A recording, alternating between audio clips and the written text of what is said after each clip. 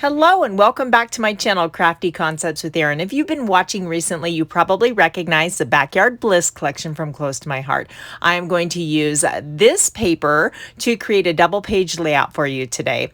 I have 6 photos here.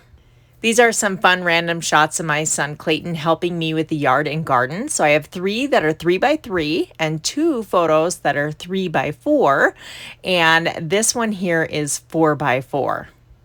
Now these were taken on random days, and even 2 of them are from 2021 and the rest are from 2022. In addition to this paper, I'm going to be bringing in the current mixing collection. So I have this striped sapphire paper, and then I'm thinking this one is going to blend nicely. The back has this really cool marbled like sand or even old leather, and this burlap look on the front. I also like this pattern here. It has the mocha and toffee kind of little grid pattern there, and I might incorporate that as well. I'm not 100% sure what papers I want to use, but I do know how I want my photos oriented. Since this is a double page layout, I'll go ahead and bring in both of my Versamats to work on, and I am building this layout on a sheet of white daisy. So I have a nice crisp sheet for each side. Now for my photos, I'm going to have the 4 by 4 on the left. I'm going to have the 3 by 4s over on the right, and then all my 3 by 3s in the center here. I already knew how I wanted my photos oriented. You could put a 4th photo here, but I'm going to add my journaling. Now you'll notice I have the 4 by 4 and the 3 by 4s on the same horizontal line, and that's going to just be very visually pleasing and tie the 2 sides together nicely. So let me clear these up and we can start bringing in the pattern paper. So this sapphire stripe I did cut in half. So each side is 6 inches by 12, and that is just going to create a center line. I also cut this grass pattern paper. It has this floral pattern on the other side. I believe that one is from the card making workshop. So it might be a different pattern on the actual scrapbooking workshop. So that is 1 3/4 by 12, and I'm going to put that on the bottom. And then I thought it would look nice to finish these off. These are that burlap pattern paper. Those are a 1/2 inch by 12 inches. I'm going to put those on the top and bottom of my pattern paper pieces here. I do tuck my layers underneath, so the actual amount showing is slightly different, a little bit less than what I cut. Hopefully that makes sense. I'm going to tack down my first, and using my Versamat, I'm just going to make sure that that is even all the way across. And just for fun, I'm going to show you guys how well the Versamat works. Let's bring in the T-square ruler and see how we did. Yep, pretty good.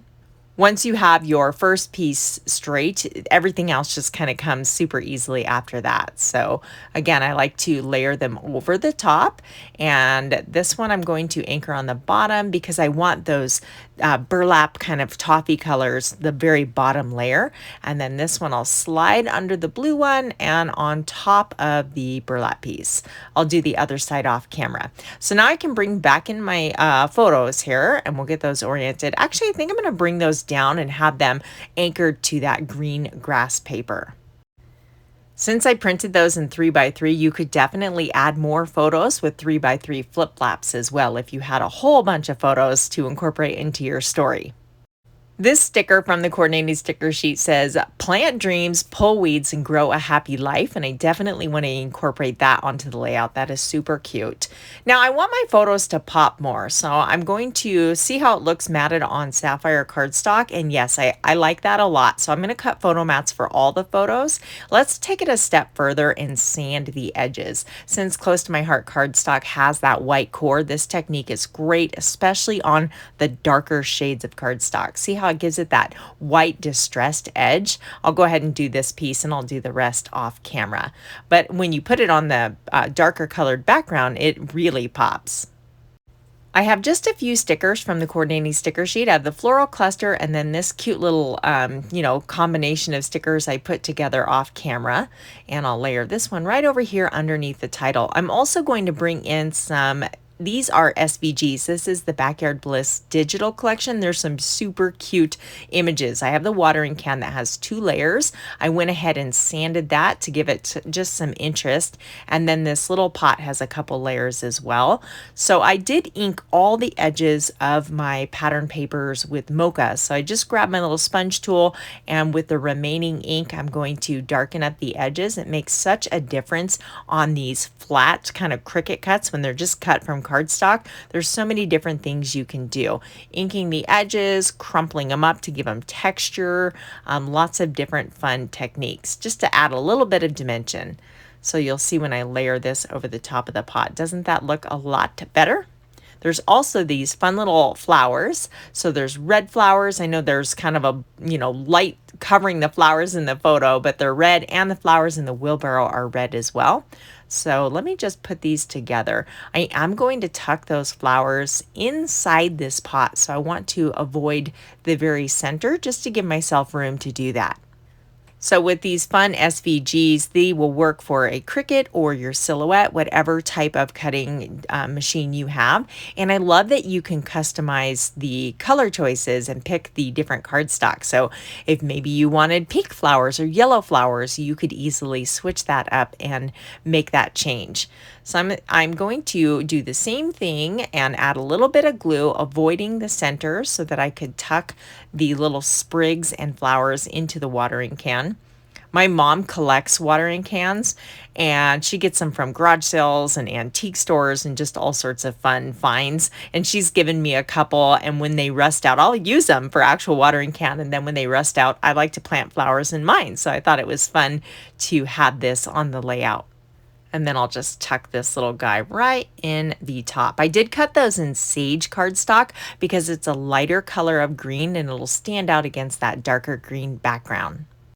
From the Backyard Bliss collection, there's this little fence. It's the coordinating embellishments, and then these little tabs. The fence is so cute. I've cut it up into pieces, and that way I've really stretched it out over a lot of projects. Now, this is the Flower Shop collection, brand new from the core catalog. I just did a layout with this one, but look at their embellishments. I absolutely love them. And the sapphire and the wood is going to blend beautifully with this current collection. I'm going to bring this title in. It says In Bloom. Again, that's from the Flower Shop collection. I thought it was perfect because he's planting flowers and just, lots of things in blooms. And then this sapphire arrow. I love arrows because they lead your eye, and it's pointing into the layout. Now, I was playing around and put my journaling block down and then just laid this sticker from the sticker sheet. And so I thought, that'd be cute. So what I did is I justified my print to the right. So you just click right justify, and then it bumps it all over to the right flush. And it kind of made this perfect little area where the text wraps around the boot. And that just worked out kind of perfect. So I'm just going to pop this little guy up on foam tape. I darkened up the edges because it's green on the green background. So it's not standing out as well as I would like, but just by adding that little shading and popping it up on foam tape, that should definitely do the trick. And I like that there's a small and large circles, so you can really, get it in all the little nooks and crannies on this sticker. I do remove the adhesive backing from my sticker with my anti-static powder tools so that I can do techniques like this. We're going to balance out the fence on the opposite side, and I'm going to bring in a lot of flowers left over from the first layout I did with this collection.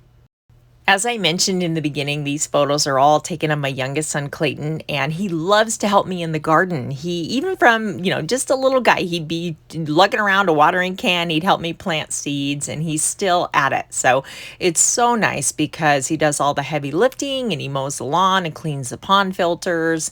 And, in a few of the photos, he is, weeding the garden, helping me get it prepped and ready for planting, and he just really enjoys it. I do pay him for some of it because it's a lot of work. We have a ginormous lawn, so he gets paid for mowing the lawn. Back to the layout, this was a scrap leftover, so I'm just going to slide that up there and see how it looks. And yeah, I like it. I'm going to cut pieces for the rest of the top and bottom areas. And this pattern paper is perfect because it's garden themed, and it really helps tell the story behind the photos. Plus, it's bringing in fun color and interest to the layout. Hang tight till the end because I went back to my 2008 album and dug out a layout of my son Clayton helping me in the garden. So you guys can see how I scrapbooked all the way back then. It's very different. So I dug through my stash. Actually, this stamp might still be available. It's called All Day, Every Day. If it is, of course, I'll leave it listed in the description box below.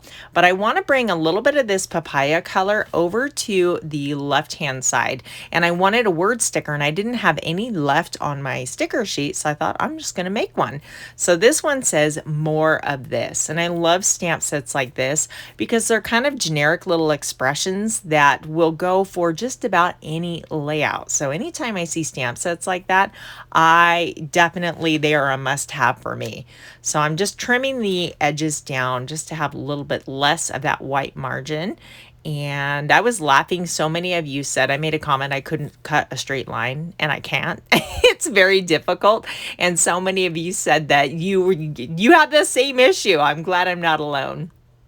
And one last little chicken sticker, because why not? So here's a look at that layout way back from 2008. So this is Clayton. He wasn't even quite 2 years old yet, but look how cute he's helping me water, just of course dumping water everywhere.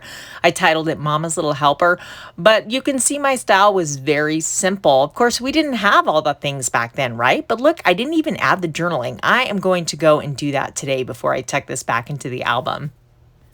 For still shots of this layout and all my projects, you can find them on either Facebook, Pinterest, or Instagram, whichever you prefer. And I have those listed in the description box below so you can easily find them along with everything I used to create today's project. If you enjoyed today's layout, go ahead and click that like button. That goes a long way in helping my channel to grow, and it lets YouTube know you are appreciating the content. If you're looking for more inspiration for your scrapbook layouts, then you want to check out these videos right here. Thank you so much for tuning in and spending time with me today. I hope you guys get into your craft rooms and create something beautiful. Catch you next time. Bye.